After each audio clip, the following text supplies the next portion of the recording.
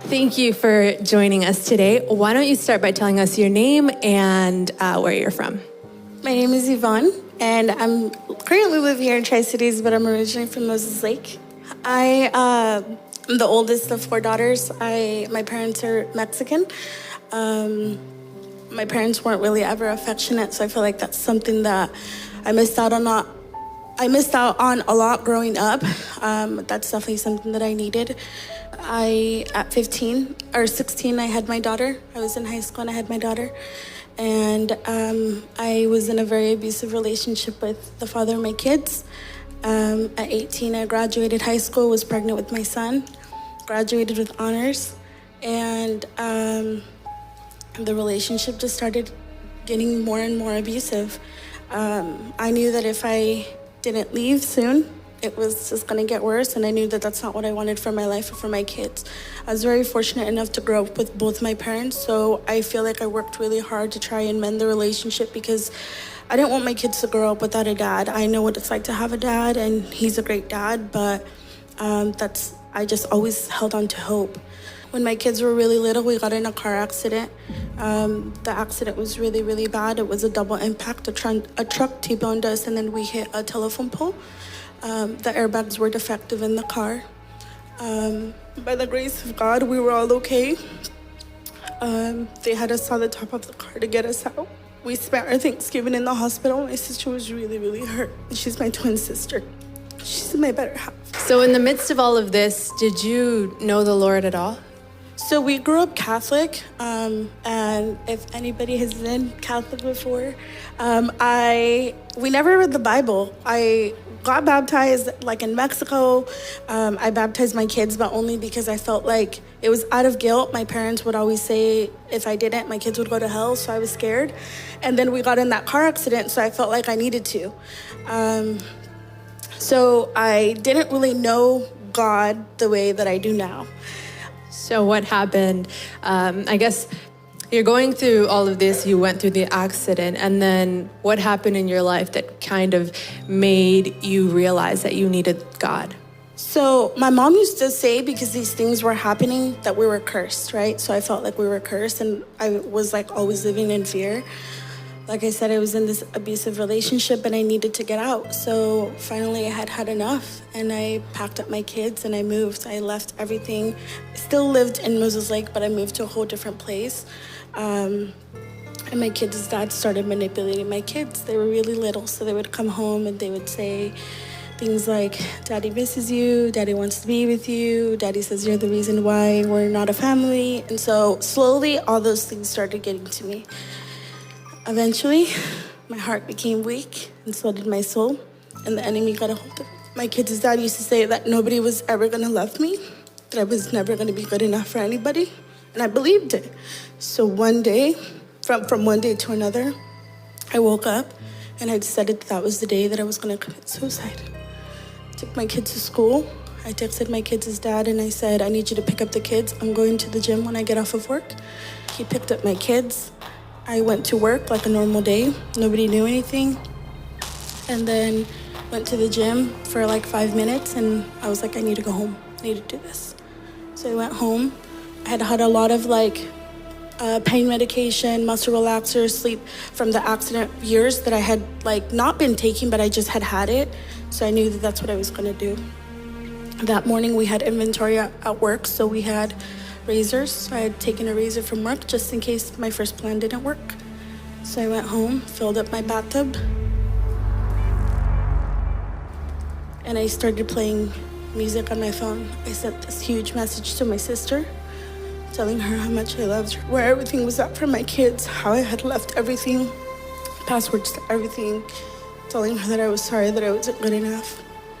And I put my phone on airplane mode. I started playing Pandora, and if anybody has listened to rap, Russ is who I loved, right? I started playing that radio station, and so this is rap music, okay? I'd never come in contact with any type of Christian music or worship music of any sort. And so this rap music is playing. I take the first, I think a handful of pills, and then I'm just sitting in a bathtub and it's like not working as fast as I want it to. So I go to grab the razor and I go to reach for it, and on my phone, a song comes up, and it's Oceans by Hillsong. I'd never heard that song before ever in my life. So the beat was like, or the beginning of the song, I was like, what the heck is that? So I got up to turn off the song or change the song, and I couldn't move. It was like, God, like, stay there, you need to listen to this. So then it started, like, the words started, and I just cried, so I finally got up, and I looked at the song, and it just froze, and I was looking at my phone, and I'm like, why is that song playing? So I opened my phone, and it's Russ Station. Why is the song playing? So that was my first encounter with God. God had saved my life that day. Amen. Wow. Wow.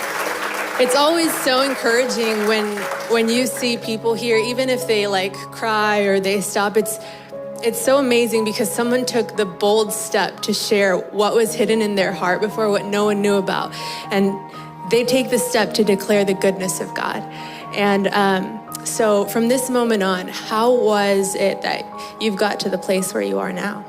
So weirdly enough, the next day I go to work, and I worked for Verizon Wireless, so some clients came in, and I've never seen them in my life. They just were like very beautiful people, and I said to the wife, "You're so beautiful. You look like you could be a Disney princess." And she's like, "Thank you," like all like weird. I'm like, sorry. So I get to know them. They start talking. They had no idea that the day before I was going to commit suicide, right? So the husband goes, "Yvonne, do you go to church?" And I said, "Honestly, I don't. I grew up Catholic. I don't go to church, but I do want to get my kids back into that because God is important." I didn't really know that God had made that first like step to me the day before. So then I said, he's like, "Well, you should come and join our church. Come this Sunday." And I said, "Okay, I'll think about it." So we end up moving. Like I said, the relationship, even after separating, it was still so toxic. I knew that if I didn't leave, and I knew that I wasn't going to live in Moses Lake forever. I knew I wanted to move. I didn't want to be stuck. And if you really aren't rich in Moses Lake, you're not going to go anywhere. So you either move out and move away and grow. And I was always scared for change. So this was like something really bold. I came to visit my sister. I applied for an apartment. She said that day, "If you don't get this, it's not meant to be. If you get this, that's God." I went home. They called me and they said I was approved. So I packed everything up. I didn't tell my mom. I didn't tell anybody until 2 days before I moved. And because I didn't want anybody to talk me out of it. So COVID happened and everything got shut down. My kids went to school for 4 days. It was the worst transition ever. I thought I had made a mistake. For a year, I was working at BMW and Audi. For a year, I had been searching for a church. I wasn't sure what church I wanted to go to, but I knew that when I went to the Christian church in Moses Lake that the couple had invited me to, that was something that I wanted to go back to. I wasn't going to commute back to Moses Lake, so I needed to find something here. A lot of my clients that I built really good relationships with, I would say, "So do you go to church? What church do you go to?" And some of them would tell me, and others were, but every single person that I had an encounter with that came to Hungry Gen was always so welcoming and said, "I go to Hungry Gen, you should join us." I did that for a year. I didn't come. So then finally this year, I decided, back in December, I decided that I needed to get plugged in. I have an 11-year-old daughter and an 8-year-old son who's about to be 9. And my daughter's going through a lot of emotions.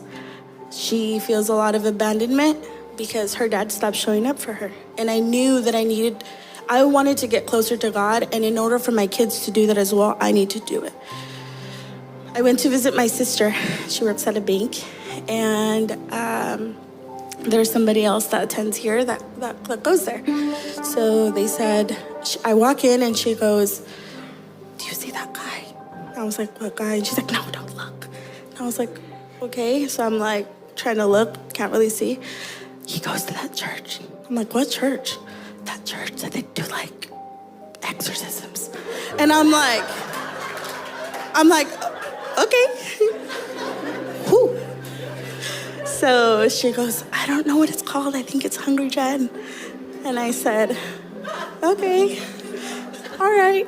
So I was like, actually, I've been wanting to go to that church. So many people have told me about it. She's like, no, you don't. And I said, yes, I do. So I went home. I didn't follow the Hungry Gen page, okay? Went home, opened up my Facebook. The first thing that came up was, please join us this Sunday at Hungry Gen. So I come, it ends up being that the guest service like that they did in February. So I was like, it's the perfect day. It's meant to be. And I've always known since I was little, nothing happens as a coincidence.